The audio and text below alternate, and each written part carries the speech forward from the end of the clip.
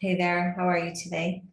My name is Dana Tamara and you have landed on Astrocast. This is your full moon report for the full moon in Aries coming up on Sunday, October 9th at 1:55 p.m. Pacific Standard Time. So this is a beautiful full moon, okay? And I know I say that every time, but this full moon's focus is all about healing. And before I get into the aspects, one thing I want to say that's really important.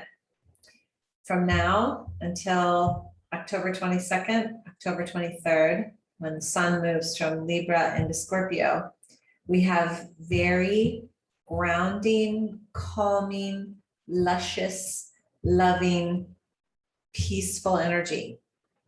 So take advantage of it. Because when at the end of the month, when Mars goes retrograde, and the eclipses start, there's a little bit of disruption. So I just want to put that out there before we move forward with this full moon forecast. Really important, mark your calendars, 10/22, 10/23, 10/31, just be really mindful, right? So enjoy this time with this full moon. Full moon in Aries, which means the sun is in Libra, and we've got a whole bunch of aspects happening. Okay, so first thing is that Aries full moon is on October 9th, like I said, and it's here for healing. Okay, so this energy is about healing. It really is about looking at, maybe this past year and just saying to yourself, what have I gone through? What have I worked through? Where have I put my effort and my attention in order to heal? Right? And healing can be on any aspect of your life, physical, mental, emotional, spiritual, energetic. But because this moon makes some aspects with Chiron, we have got this gorgeous, gorgeous opportunity to find some healing and some peace and some calm, especially before we move into eclipse season. So I want to show you my screen. Okay, so hang on, here we go. All right. Okay, so here we are. All right, full moon Aries. So a couple things I want to talk about. There is a lot of, for lack of a better word, volatile, tense energy, and you can see it with all these red lines, right? This is the kind of energy that brings us to a place or a point in our journey, our spiritual journey, where we've been offered like lots of challenges, and maybe we have felt like I've been hitting it out of the park, I've been doing a good job, I'm being tested, I'm observing myself, I'm watching myself. But this type of chart, when I look at it, it's almost like that energy of, wow, this can go two ways. This can be a huge celebration of, wow, I did it. I moved through these challenges, or like, this is where you just lose your shit, So just be mindful of how you're feeling, where you're being triggered. And honestly, and I know I say this a lot, I'm going to go ahead and stop share for a second. I know I say this a lot, and maybe I say it for me too, but the practice of yoga, meditation, breath work, whatever it is that you do, to stay grounded and to bring yourself back to your center, my invitation to you is to just like amplify that. It's actually been a whole entire year of that, right? So, and I don't know if that's going to change. Maybe I'll save this for another podcast, but I think if the world keeps moving at the pace that it's moving, I'm not sure that we'll ever come to a point where we'll say, okay, I can kind of lay off my practices. It's more like, let's just turn up the volume of my practices so I can tune out the volume of the outside world. That's just my philosophy, but what do I know? Let me go ahead and share my screen again. Okay, put my glasses back on so I can see well. So there's a quadruple opposition, and that's what I want to talk about. The sun is sitting with Venus, and the moon is conjuncting Chiron, right? So this is the sacred healer. This is healing through love. And I say that because of Venus's placement, but also because Chiron is sitting right with the moon, and that is really about love. So Chiron coupled with this Aries energy, remember Aries is the first sign of the zodiac wheel. So we're looking at new beginnings. We're looking at new ways of doing things, new perspectives, shifts that we didn't plan. And that those shifts that we didn't plan for comes from that energy of Uranus and the North Node still sitting there, excuse me, in Taurus, right? So all of this energy here is really about letting go, forgiving, just taking that proverbial backpack, emptying that stuff out and going, okay, now I'm just going to be free and liberated from all of this stuff in my heart. I'm going to allow my heart to open, right? So Chiron isn't, interested in fixing anything or making things right. Chiron is about surrendering, accepting, accepting that and Chiron is the half centaur, half man, who was given up by his father and adopted by Apollo, according to mythic legend. So instead of like, oh, woe is me, Chiron was like, all right, well, this is who I am, and this is how I'm going to roll in this world, right? So Chiron teaches us that even though we have these dark sides or these wounds, we still have so much to give, and we still have so much to offer. So the healing doesn't come through, okay, check, I healed my societal beliefs. Oh, check, I healed those things that my ancestors passed on to me. Oh, check, I healed. That's not what this is. Oh, I've been to therapy, 50 weeks of the 52 weeks of the year. That's not what Chiron's about. Chiron is about saying, okay, I know that this is who I am. I know this is what I come with, and I'm going to love myself unconditionally and be in a place of understanding that I am whole and complete as I am, right? So Chiron looks at our wounds as that sacred portal to understanding the deeper connection that we all have with each other. Chiron is like, dude, we're all one. Let's just surrender and be kind and loving to each other. And I will say this, and I should just stop share for a second. It's challenging as humans, right? Like we are in so much separateness, all of us. We find a sense of, when we find that sense of oneness, it's like, oh my gosh, that's right. Like I am you and you are me and we're one. And that's right. Like I don't hate you. I love everything. But those feelings, those moments can be fleeting. So the intention of this full moon is to really let go of duality and allow yourself to feel this sense of connection and connection with self, all sides of yourself, right? And because it's in Aries, because the full moon is in Aries, we're in that full energy of new beginnings. And so we're moving into something new, and we can't really move into something new until we just let go of the stuff that no longer serves. Yeah. Gosh, I could just go on. And so now let's go over here, right? So now we have the sun and Venus sitting there in Libra. Well, whenever you have strong fiery energy like a Aries full moon, we have the opportunity to channel it into movement or creativity or making intentional steps and shifts to get to the next thing, right? Spiral to the next thing. But Venus and the sun, Venus wants it to be about relationship.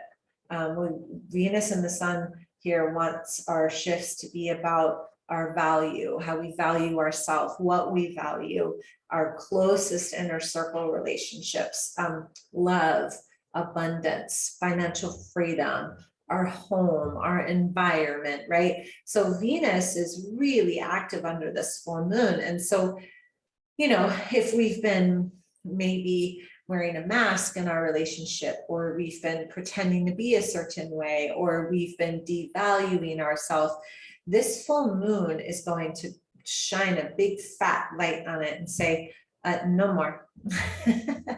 And it'll probably support you in letting go of those relationships that aren't supporting you.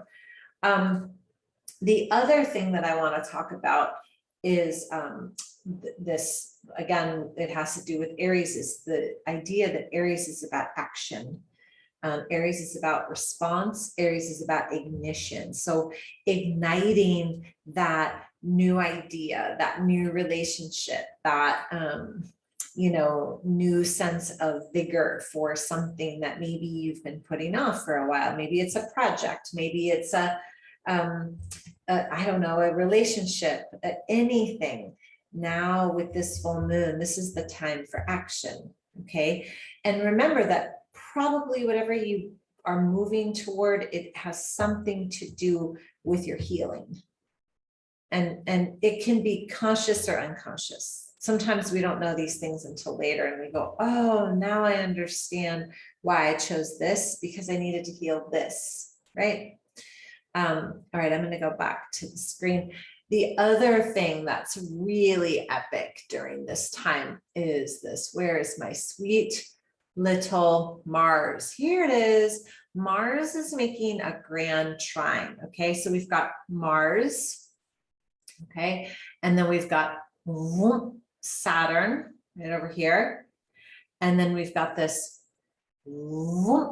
Venus. Okay, so you can see that blue triangle. So the reason it's called the grand trine is because all the planets are the points of that sacred geometry, the triangle, all the points are in air. Okay, so we've got Saturn in Aquarius, Mars in Gemini before it goes retrograde, because it's going to go retrograde, and then Venus in Libra sitting with the sun. So this is a very motivating energy. This is all about, activating the love and then the beauty and the value and the divinity within us, right? This is about really noticing these things within ourselves, but also noticing them in the world around us, instead of taking on this pessimistic or even a realist point of view, being able to look to the optimism and say, oh no, this is where I'm going. This is what I'm doing. This is how I'm feeling. All this energy lends itself to you being able to really move forward in a space of truth and soul-centered awareness. If you widen your aperture of how you're seeing things, if you look at things with a higher perspective, and if you take yourself out of whatever situation you're in emotionally and just look at things from a very objective way, this month can be flippin' amazing. But if you allow yourself to react and spin out or follow old patterns, you might slide right back into some old stuff or still carry that stuff in your backpack. Now, Neptune is also squaring Mars, okay? And when Neptune squares Mars, it's really about taking a rest. So allowing yourself to find simplicity in your day, allowing yourself to just literally rest, nourish yourself, complete whatever project you need to complete, and then understand that so much happens in the pause, right? So much happens in the pause. And then with Mercury trining Pluto, so here's Mercury trining Pluto. This is another little trine that we have happening here. Pluto wants to go to the depths, and Mercury is about communication. Mercury is about understanding and perception. So give yourself some time to go deeper into the understanding of who you are, what you offer, where you slip up, how you self-sabotage. Give yourself some time to really, truly be in a place of acknowledging the pieces of you that are perfectly imperfect, right? So, it can go two ways, just like the Mars and the Aries energy can. It can go two ways. It can empower you to move forward, or it can disempower you. right? So you want to move past any type of old narrative that exists in one of those books that you're carrying in your backpack about victimization or, woe is me. Just like let all of that go and come back to thinking and feeling and being in a present moment that creates your future. Because if you can remember this, and this is really important, and it has nothing to do with astrology, but everything that's happening in this moment in time right now is happening because of the decisions that you made in the past, right? So you made decisions in the past that brought you here, and here is in the present. So all the decisions that you make here in the present will take you to your future. So be super mindful about how you're using your energy, where you're spending your energy, noticing those moments when you feel like fired up, and ask yourself, is this worth it for me to be fired up? And where can I make some shifts in order to like literally cut the cords of the past, like snip, ta-ta for now, right? All right, I think I have just a little bit more here. Yeah, Aries and Mars, or Mars and Aries. Mars or Mars and Gemini. Mars and Gemini is like, well, think about it. Fire, air. Air sign of Gemini is going to just fuel Mars until Mars goes retrograde. So start to catch yourself in any patterns now, and just a simple redirect, right? Like I always think of like when you're working with a toddler, right? Like we were taught when the kids were little to just redirect in a positive way, redirect in a positive way. Think of yourself when you fall into a pattern as a toddler, because you're just living in like some old childhood pattern, and focus on redirecting yourself, right? Keep it simple, keep it light, keep it grounded, This is a beautiful, beautiful, beautiful, beautiful full moon to be in a space of creating something new, to be in a space of really acknowledging how far you've come throughout this entire year. I mean, I cannot believe we're already in October. It's like, what happened to the year? But if I look back at the year, my gosh, so many lessons. It's like as clear as day, and so many knots just like ravel, just tied up. Like, okay, yep, I know that. Yep. And that doesn't mean that you're done when you figure out like a lesson that you've learned, right? Like, oh, I've learned this lesson. Now I just know everything. No, because it'll come back in another way. And hopefully what happens is you see it coming and you can either like laugh about it or take it lightly and just be like, okay, this is just part of who I am. And then love all of it, every last bit. Okay. So full moon Aries, cutting the cords, wider perception, courage, ignition, all this beautiful energy, like just like pulsating until October 22nd and October 23rd. Because when things shift, things are going to shift. And then we have these eclipses, and then it gets a little like mumbo jumbo. So I hope that helps. I hope that serves. And remember that this is just a generalization of the astrology, right? So your chart, your birth chart, when I take it and I smash it up against what's happening now in the sky, it will dial in where to focus, where these things actually match your chart, and how to really use and harness the energy. So if you want your chart read, reach out to me, dana@danadamara.com. Happy to do it. And then also, if you just want to understand, like, well, what's my sun sign? What's my rising sign? What's my moon sign? And how does this all equate? How do I even run my chart? What does that even mean? Go to myastrocast.com. If you just put in your email, you'll get a whole bunch of videos just explaining to you the basics of astrology. So I want to say thank you so much. Again, enjoy this beautiful full moon in Aries on October 9th. And until then, have a beautifully blessed day. Namaste.